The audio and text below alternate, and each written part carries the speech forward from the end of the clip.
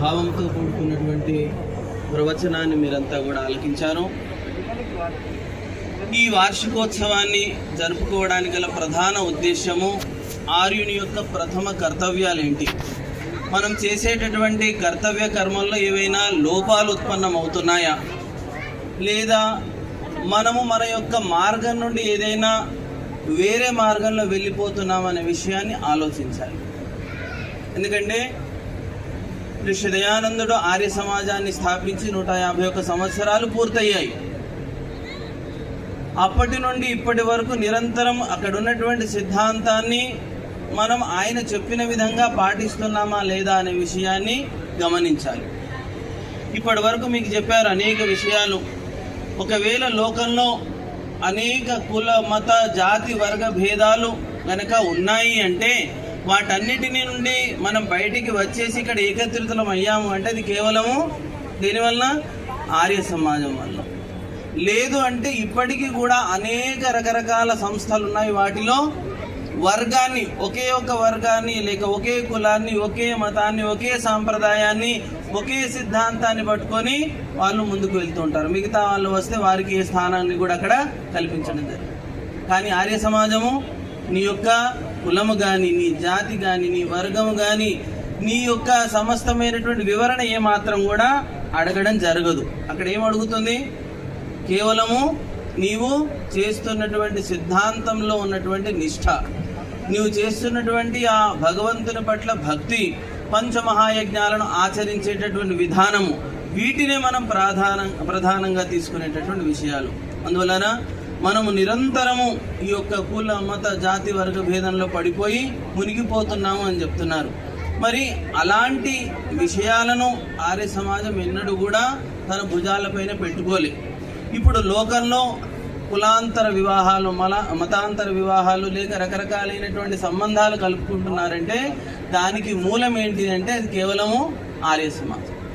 ఈ ఆర్య సమాజం కనుక ఆ పరంపరను కొనసాగించకపోతే ఎవరు కూడా ఆ పద్ధతిని పాటించేవారు కాదు. ఇప్పుడు అది సామాన్యమైపోయింది. రకరకాల కులానికి సంబంధించిన వ్యక్తులు ఒక దగ్గర కలిసినా కూడా దాన్ని ఏమాత్రం అంటరానితనంగా భావించరు. మరి అటువంటి సిద్ధాంతాన్ని మనం దృష్టిలో పెట్టుకొని ముందుకు వెళ్తున్నామంటే మనం చాలా ధన్యులం. అదేవిధంగా ఈ యొక్క వర్గ మత భేదాలను పక్కకు పెట్టేసి మనం ఉన్నతమైనటువంటి స్థానంలోకి వెళ్ళాము అంటేనే ఇది ఆర్య సమాజం అని భావించాలి. ఎన్నో రకాల సంస్థలు ఇప్పుడు మన భారతదేశంలో ఉన్నాయి.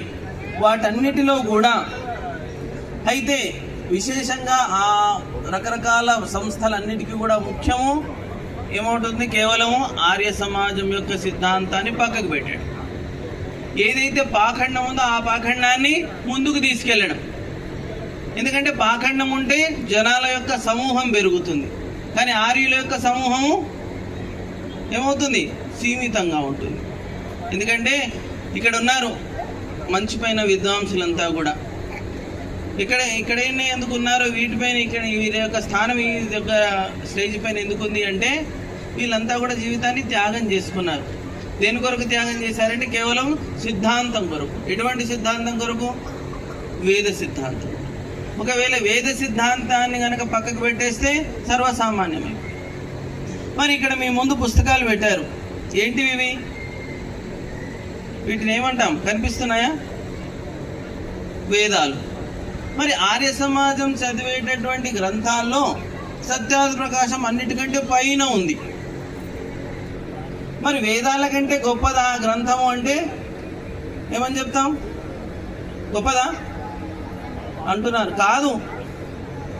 కానీ ఆ గ్రంథంలో చెప్పబడింది ఏంటి? ఈ కింద ఉన్నటువంటి వేదాల యొక్క అస్తిత్వాన్ని మనం తెలుసుకోవాలి.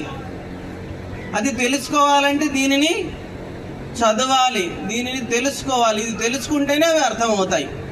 లేకపోతే ఆ విషయాన్ని గ్రహించలేం. లోకంలో అనేకులు అనేక రకాల విషయాలను ఏం చేస్తున్నారు? ఇవన్నీ కూడా వేదంలోనే ఉన్నాయి. నిజానికి అవన్నీ వేదంలో లేవు. వేదంలో ఉన్న విషయాలు శాశ్వతము, సత్యము. దాంట్లో ఎలాంటి మార్పు ఎన్నటికీ ఉండదు. మరి అటువంటి సిద్ధాంతాన్ని పక్కకు పెట్టేసి రకరకాల పాఖండాన్ని, అంధవిశ్వాసాన్ని, మూఢాచారాలను, అనేక విషయాలను ఏం చేశారు, ఇది వేదంలో ఉంది, వేదంలో ఉంది, వేదంలో ఉందని చెప్పేసి ఏం చేస్తున్నారంటే నాస్తికులకు ఒక ముద్రను మన పైన వేసేటట్టుగా అవకాశాన్ని ఇస్తున్నారు. ఎందుకంటే మీరు చేసే రకరకాల కుతంత్రాలు ఏవైతున్నాయో అవన్నీ కూడా మీ వేదంలోనే ఉన్నాయి కదా అని చెప్తున్నారు.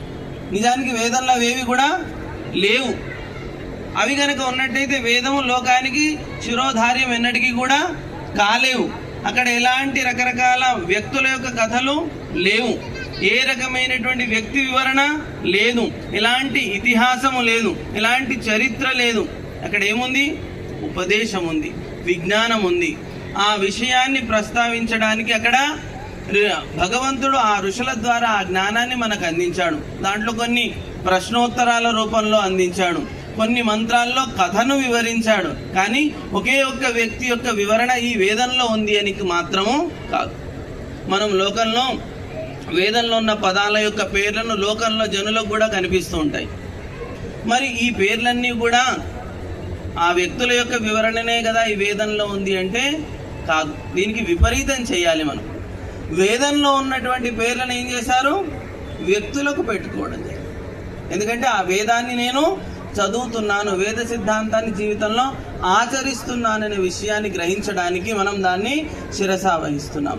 మరి ఋషి దయానందుడు మనందరి యొక్క ప్రథమ కర్తవ్యంగా చెప్పాడు. ఏమని, వేదము సమస్త సత్య విద్యల గ్రంథము. వేదమును చదువుట, చదివించుట, వినుట, వినిపించుట ఆర్యుల యొక్క పరమ ధర్మము. ధర్మం యొక్క వివరణ లోకంలో అనేకులు అనేక రకంగా చెప్పారు. కానీ ఆర్యుల యొక్క పరమధర్మం ఏం చెప్పాడు ఋషి దయానందుడు, వేదాన్ని చదవాలి, రెండవది చదివించాలి, మూడవది వినాలి, ఆ తర్వాత వినిపించాలి. ఈ 4 కార్యాలు చేస్తేనే ఆ వ్యక్తి ఆర్యుడు అనిపించుకుంటాడు. మిగతా మత సాంప్రదాయాలు ఏవి కూడా ఈ వేదాన్ని చదవవు, చదివించవు, వినవు, వినిపించవు. ఈ 4 కార్యాలు ఒక్కటి కూడా చెయ్యవు. కానీ మేమే అందరికంటే గొప్ప వాళ్ళం, మేమే సనాతనులం, మేమే చాలా శ్రేష్టమైన వాళ్ళం. వేదాన్ని పక్కకు పెడితే నాస్తికులు కాకుండా ఏమవుతారు? ఎన్ని రకాల ఆచరణలు, పద్ధతులు, రకరకాలైనటువంటి వ్యవస్థలు ఏర్పాటు చేసుకున్నా కూడా వేద విహీనమైనటువంటి కార్యం అంతా కూడా శూన్యమే.